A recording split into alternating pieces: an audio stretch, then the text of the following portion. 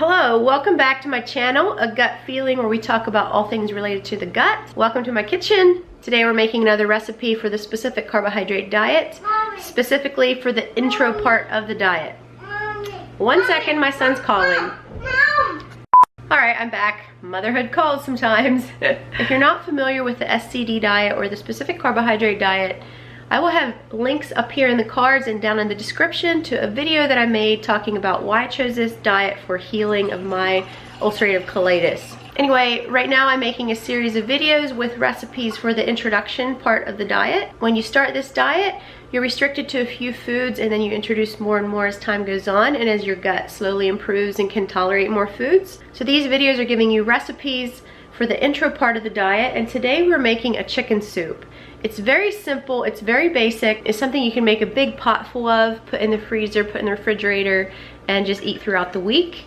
So let's get to it. First thing you're going to need is chicken. I would recommend using like chicken with bones in them, because when bones are added to soup and boiled, they add collagen to the soup, and that's super healthy for the gut. It's not going to be a huge deal. If you just want to use chicken breast or something, it's perfectly fine. If you can afford it, I would recommend range-free, pasture-raised chickens. There's not really a specific amount to the recipe, pretty much just as much meat as you want to add to the pot. And then we're going to add carrots as well. Make sure the carrots are peeled. I'll just peel them, cut them up, throw them in, and then we cover everything with water. I have a pretty large amount of chicken. I have all these thighs with the bones in and all these drumsticks. I'm not sure if I'm going to use quite all of this in my soup recipe, but anyway, let's get started. All right, I'm going to add all my chicken thighs into this stock pot.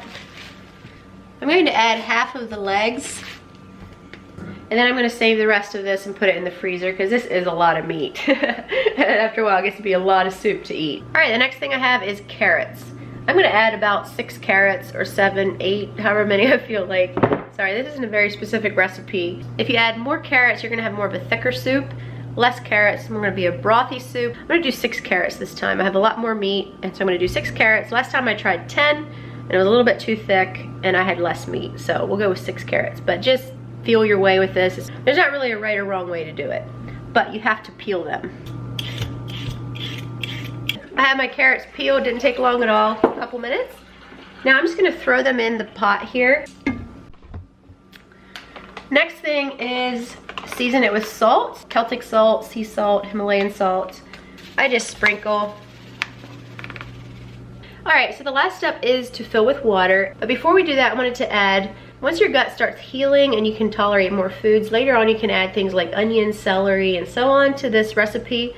But for now, we're only sticking to carrots and chicken. So the last step of filling with water, I can't stress enough, make sure you have a good source of water. Whether you're using distilled water, we actually have our own system here that we bought, just like a countertop distiller, because our water is bad, and the water that we were getting from another place I don't think was all that good either. Make sure you're not drinking like chlorinated water. That can just wreak havoc on your gut. And yeah, so be very sure that the water you're drinking is pure and free of like nitrates and metals and so on, because if you're doing all this stuff with food trying to heal your gut and your water is bad, you're pretty much defeating the purpose. So I was a little bit low on our own personal distilled water, so I went and bought some. You just want to fill your pot until everything's covered. Now I'm going to put it on the oven and bring it to a simmer. I turned this to high and wasn't really watching it, so it's really boiling, but I'm going to turn it back to low so it just simmers. And we are going to simmer it for 4 hours. 4 hours. Put the lid back on like so. When we're in the intro diet, we want our meats to be as tender as possible so they're much easier to digest. And the vegetables as well, completely cooked till they're almost a mush. We're trying to give our digestive system as much of a break as possible, and so it is critical that our meats are very soft and just fall apart. So that's why we're cooking it for 4 hours. Alright, the soup has been simmering for 4 hours. The first thing I'm going to do is strain out the broth, and then I want to try to skim off as much of the fat off the top as possible. If I don't get it all, that's fine. And I'm going to remove the skin off the chicken, take the meat off the bones, add the meat back into the broth, and then take the carrots and put them through a blender to puree them. Add that back into the soup, and then I'm finished. All right, there you have it. My simple, easy chicken soup. I didn't really get much of the fat off the top. I'm hoping that when it cools off, the fat will rise to the top. I can just skim it off. But I'm planning to have this for dinner tonight for the family. My husband's pretty good at eating my food, so I hope you enjoyed this recipe. I hope you like it. If you like the video, give it a thumbs up. If you're new here, please subscribe if you feel like it. And if you really want to, you can hit the little bell button. It will notify you whenever I release a new video. Anyway, thanks a lot for watching. We'll see you in the next video, and stay healthy. Bye.